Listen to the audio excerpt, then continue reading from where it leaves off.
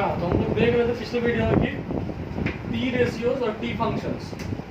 T functions तो बाद में, टी रेशियोज पहले देखे थे कि टी रेशियोज क्या होता है। तो टी रेशियोज जो है, इसको ये ट्रिगोनोमेट्रिक रेशियोज का ही शॉर्ट फॉर्म है। ट्रिगोनोमेट्रिक के लिए हम लोग यहाँ पे टी लिखते हैं और रेशियोज उसके साथ शॉर्ट लिखने का तरीका है। तो टी रेशियोज का डिफिनेशन ये है कि T ratios are defined as the values of all the trigonometric functions. ये इंपॉर्टेंट नया वर्ड है। The ratios of side, इसी के बाद एक और है, that is the ratio of sides of a right angle triangle with respect to any of its acute angles। सबसे इम्पोर्टेंट चीज, ये ट्रिगोनोमेट्री जो है जनरली पूरी तरह से राइट एंगल ट्राइंगल पे निर्भर करता है। अब राइट एंगल ट्राइंगल है तो 100% ये आप लोग समझते हैं कि राइट एंगल ट्राइंगल में ये एंगल अगर 90 डिग्री है तो इसका मतलब ये दोनों जो होगा वो एक्यूट एंगल होगा। एक्यूट एंगल मतलब क्या, 90 से छोटा। अगर ये 90 है, हम जानते हैं कि ट्राइंगल का तीनों साइड मिलाकर, तीनों एंगल मिलाकर के 180 डिग्री होता है। 180 में 90 माइनस कीजिएगा तो 90 बचता है। तो मैक्सिमम एक एंगल आपका अगर बड़ा छोटा ट्राइंगल टेढ़ा मेढ़ा भी बन जाता है तो ये 89 डिग्री का हो सकता है और ये 1 डिग्री का होगा, क्योंकि 90 आपके पास पहले से है तो 90 इधर ऐड करके पूरेगा तब 180 पूरेगा। इसीलिए ये जो है हमेशा राइट एंगल ट्राइंगल जो होता है वो एक्यूट एंगल ट्राइंगल भी होता है, क्योंकि इसमें दोनों साइड इसका दोनों एंगल इसका जो है एक्यूट एंगल होता है और ये वाला एंगल जो होता है राइट एंगल होता है। ठीक है, तो इसका कहने का ये मतलब है कि टी रेशियो जो है उसको डिफाइन किया जाता है कि ये वैल्यू है ट्रिगोनोमेट्रिक फंक्शन का। तो मतलब ये समझ रहा है ट्रिगोनोमेट्रिक फंक्शन कोई चीज है जिसके वैल्यू से, जिसका वैल्यू का रेशियो निकाल के हम आगे चल के समझते हैं कि टी रेशियो है। अब क्या है कि द रेशियोज ऑफ साइड, तो रेशियो क्या चीज का है, टी रेशियो जो है वो रेशियो किस चीज का है, तो the ratio of sides of A right angle triangle, किसी राइट एंगल ट्रायंगल के साइड, जैसे ये हुआ ये हुआ ये हुआ, इस साइड का कुछ रेशियो है। ठीक है, with respect to any of its acute angle. लेकिन सिर्फ साइड का रेशियो नहीं है कि इसका बाय इससे कर देंगे, इससे बाय इससे कर देंगे, नहीं है। इसके रिस्पेक्ट में कोई एक एंगल आएगा, चाहे ये एंगल चाहे ये एंगल, ये तो आएगा नहीं क्योंकि राइट एंगल, इससे कोई लेना देना नहीं है। तो या तो ये एंगल के रिस्पेक्ट में हम ये साइड और ये साइड का रेशियो निकालेंगे, या कह सकते हैं कि इस एंगल का वैल्यू जो होगा वो इस दोनों के रेशियो के बराबर होगा या कांस्टेंट होगा, या फिर इस एंगल का बात करेंगे और इससे रिलेटेड होगा ये दोनों साइड या फिर ये दोनों साइड। तो कहने का ये मतलब है कि रेशियो जो है वो साइड का है, side of A right angle triangle, side of A right angle triangle जो भी है। मान लीजिए इसका नाम ही लिख देते हैं हम लोग ए बी और सी। ठीक है, तो साइड जो है, रेशियो जो है वो साइड का होगा। लेकिन इसमें खास बात क्या है कि with respect to any of its acute angle, कोई भी एक एक्यूट एंगल का रिस्पेक्ट लेना पड़ेगा, मतलब उसके संदर्भ में इसको लेंगे, हिंदी में समझ। ठीक है, यहाँ तक हो गया। अब इसमें एक नया चीज आपको नजर आया था, ट्रिगोनोमेट्रिक फंक्शन। इसको भी शॉर्ट फॉर्म में टी फंक्शंस लिख सकते हैं। तो टी फंक्शंस का डिफिनेशन क्या है कि T functions are real functions which relate an angle of a right angle triangle to ratios of two side lengths।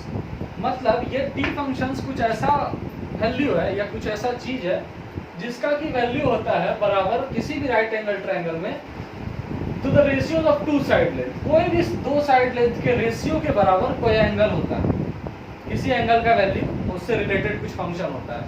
तो टी फंक्शन एक ऐसा फंक्शन है जिसका वैल्यू इक्वल टू, मान लीजिए कि टी फंक्शन आपके लिए मान लीजिए एंड है। ठीक है, तो एंड जो है वो कोई फंक्शन है टी फंक्शन, उसका वैल्यू जो होगा वो दो साइड के रेशियो के बराबर होगा। मान लेते हैं कि A B by B C के बराबर होगा। ठीक है, अब ये एंड नहीं है ट्रिगोनोमेट्रिक फंक्शन, उसका भी कुछ वेराइटी है, 6 तरह का ट्रिगोनोमेट्रिक फंक्शन होता है, वो आगे पाएंगे। तो इसका वैल्यू मतलब ये डिफिनेशन से ये पता लगता है कि ये ऐसा रियल फंक्शन है, रियल नंबर में है, विच relate an angle of A right angle triangle, जो किसी राइट एंगल ट्रायंगल के कोई एंगल का संबंध बताता है किसी भी दो साइड के रेशियो से। तो सिंपल हो गया, टी फंक्शंस भी क्लियर है। इसको 2-3 बार देख लीजिए, सुन लीजिए, फिर से समझ लीजिएगा तो समझ में आ जाएगा अच्छे से। अब एक खास बात क्या है कि ये जो ट्रिगोनोमेट्री है, इसमें नोट है कि they are only applicable for right angle triangles, but when we are dealing with any other triangle then we have to draw a perpendicular line to create right angles। अब सबसे बड़ा बात है कि राइट एंगल से ही related है ये। हमारे पास बहुत सारा एंगल ट्रायंगल हम लोग पढ़े हुए हैं, right angle triangle, isosceles, equilateral, उसके बाद स्केलेन ट्रायंगल, ठीक है। तो इसमें जो है ये राइट एंगल ट्रायंगल से ही रिलेट करेगा। क्यों करेगा? तो सबसे इंपॉर्टेंट बात है कि जब भी इसका कैलकुलेशन होगा तो उसके लिए हाइपोटेनियस का जरूरत है। तो हाइपोटेनियस हमको सिर्फ राइट एंगल ट्रायंगल में ही मिलता है, ठीक है। तो इसीलिए हम लोग हमेशा ये राइट एंगल ट्रायंगल पे ही अप्लीकेबल हो। लेकिन अगर मान लीजिए कि कहीं पे आपको सॉल्व करना है लेकिन आपके पास इक्विलैटरल ट्रायंगल है या स्केलेन ट्रायंगल है, तो उसमें हम लोग परपेंडिकुलर ड्रॉ करते हैं, ठीक है, और उसके बाद हम उसको 90 डिग्री बना देते हैं। तो ये मेरा एक अलग राइट एंगल हो जाता है, ये अलग राइट एंगल ट्रायंगल हो जाता है। तो अब इसका कैलकुलेशन हम करते हैं, एक साइड, दो साइड, तीन साइड, ये एंगल, ये एक्यूट एंगल, ये एक्यूट एंगल, इधर भी वही एक एक्यूट एंगल, एक एक्यूट एंगल, एक राइट एंगल। तो इस तरह से हमको हाइपोटेनियस चाहिए, बिना हाइपोटेनियस के नहीं होगा।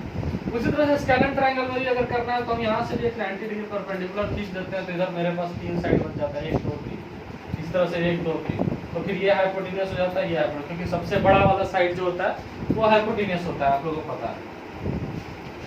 तो अभी तक जितना भी चीज समझे, शुरू से समझी करते हैं कि ट्रिगोनोमेट्री क्या है। तो ट्रिगोनोमेट्री मैथमेटिक्स का ऐसा पार्ट है, ऐसा ब्रांच है जिसमें हम लोग पढ़ते हैं ट्रायंगल के मेजरमेंट के बारे में, ठीक है।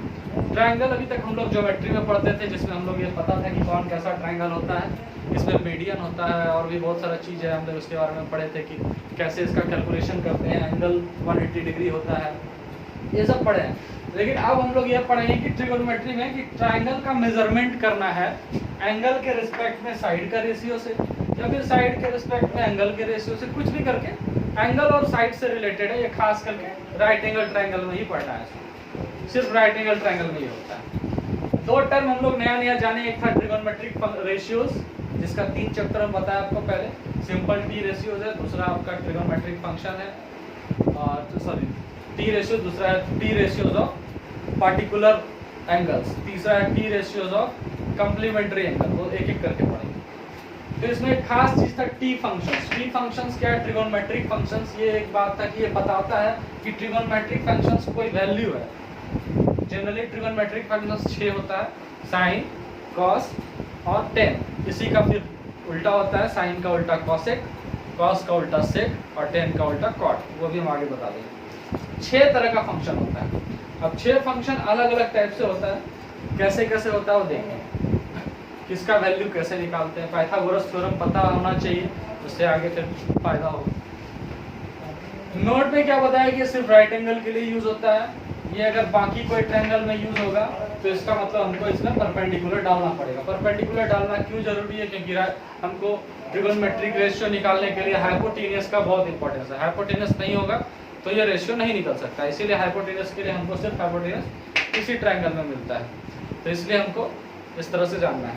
अब हम थोड़ा सा और एक बार बताएंगे, थोड़ा पाइथागोरस थ्योरम को रिवाइज करेंगे। उसके बाद पाइथागोरस थ्योरम को रिवाइज करने के बाद फिर हम देखेंगे कि क्या क्या क्या ट्रिगोनोमेट्रिक फंक्शंस कौन कौन सा होता है, उसका वैल्यू कैसे होता है, ये सब देखेंगे। थोड़ा एक चैप्टर आपका ऐसा ही निकलेगा, इसको देख लीजिए, जरूरत है तो डाल लीजिए।